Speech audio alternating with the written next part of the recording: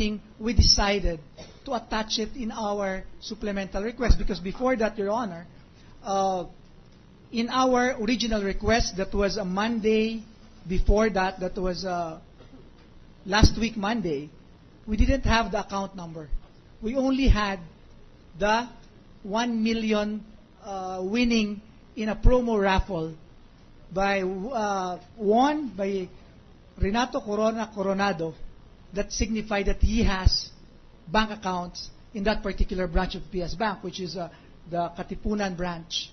And then we met with our lawyer on Friday, and we decided to attach it in our supplemental request because it was very clear to us that the Senate President said that we need specificity.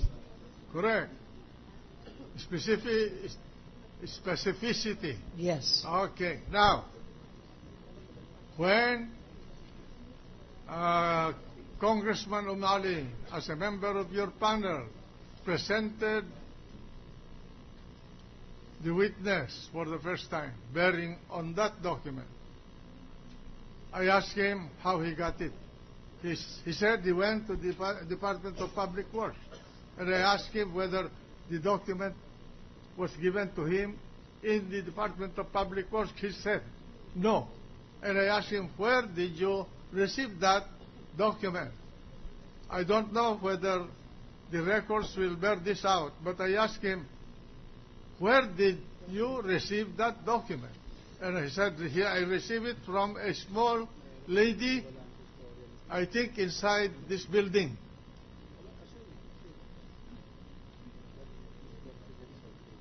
And we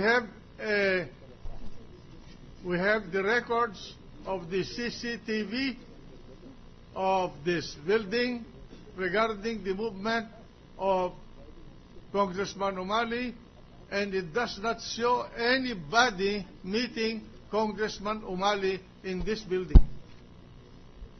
So explain to us. Your Honor. You are ordered to explain to us in 24 hours. We will do that. We will comply, Your Honor. Thank you, Mr. President. Mr. President, may I continue with one last question? Mr. Consul, Congressman Tupas, mukha yatang mahirap yatang paniwalaan ang script ninyo, no? Na meron nagbigay, may maliit na babae nagbigay, nag-abot or whatever. Be that as it may, Mr. Consul, assuming na totoo o genuine itong mga dokumentong ito, and you know for a fact that you're a lawyer, and you know for a fact that that particular document was illegally obtained, and that is in violation of Republic Act number 1405. My question is, if that particular document was illegally acquired or illegally obtained, why did you have to attach that in your supplemental request for subpoena? Alam nyo, ako po hindi po abogado, no? Pero nung binasa ko po yung batas, alam ko pong illegal yan, and I know all documents that are illegally acquired or illegally obtained are inadmissible in court. That is as far as what I learned from my law school. Your Honor, please. We were in good faith when we attach it. In-attach po namin ito dahil una-una in our supplemental request, and I'll read. Moreover, it seems that the media itself also has information pertaining to these PS bank accounts. Ito yung newspaper articles of Mr. Jake Makasait in Abante the day before, and Mr. Conrado Banal III in the Philippine Daily Inquirer, also dated February 2. At tungkol naman ho doon naman ho sa sinasabi ng ating senador na illegally obtained, ang pagkakaalam po namin na walang exclusionary rule doon sa Foreign Currency Deposit Acts. At the same time, wala rin exclusionary rule doon po sa Republic Act 1405 or yung Bank Secrecy Law. Kaya po, in good faith po kami na inattach po namin ito, at it turned out na at least the 10 bank accounts turned out to be existing and accurate. yung at least yung 10 bank account numbers stated or covered by the subpoena, naging accurate po yung 10 yun. I will yield the floor to Senator Escudero. But one last question before I yield the floor to Senator Escudero. Madam Witness, are you related to any member of the prosecution panel? No, Your Honor. Defense panel? No, Your Or Honor. for that matter, to any senator judge? No. No, Your Honor. Were you pressured or duly influenced to release the documents in question?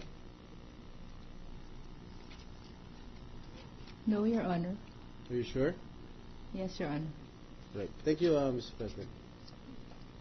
Mr. President, I actually wanted to raise a point of order earlier. The gentleman for Sorsogon. Thank you, Mr. President. Mr. President, based on our journal of Thursday, February 9, 2012, the presiding officer ordered the president of the bank to produce the originals of the annexes attached to the request for subpoena by the prosecution.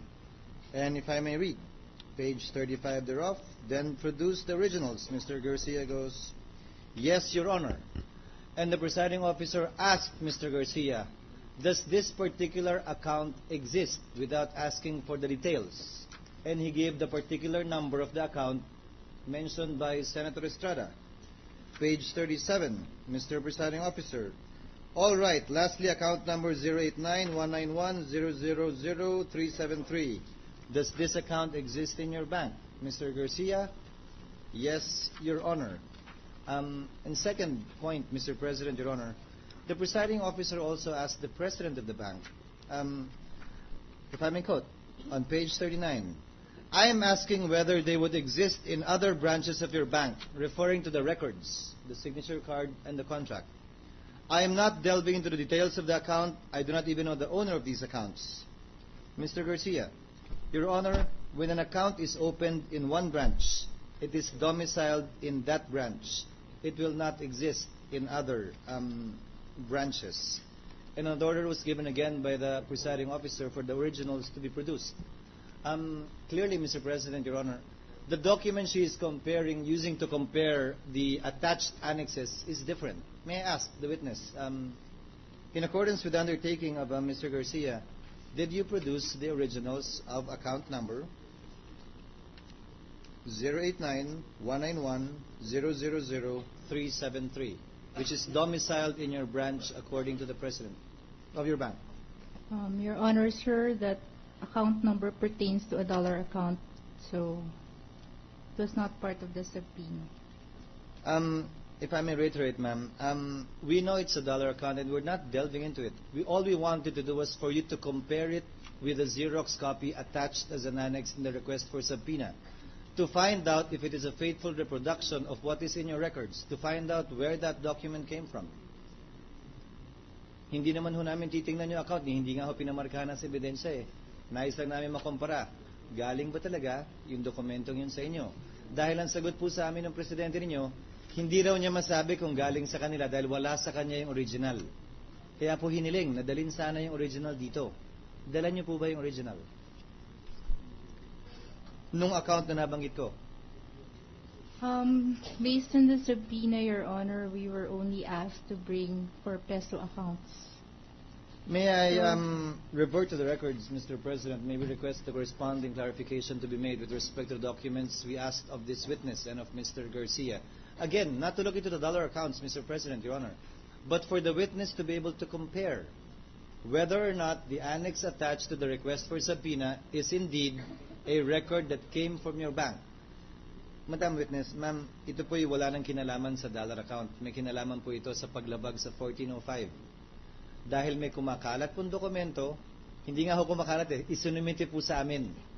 And it turns out that that account is an account that actually exists in your bank. I'm sorry. I was not religiously following the proceedings. So May we request, I'm Mr. not President, to reiterate the ruling of the chair for the witness to bring the original of the account referred to in the annex attached to the All right. request for subpoena. All right. Madam Witness. Only for comparison purposes, Mr. You're President. the manager of Kalayaan branch of Philippine Savings Bank.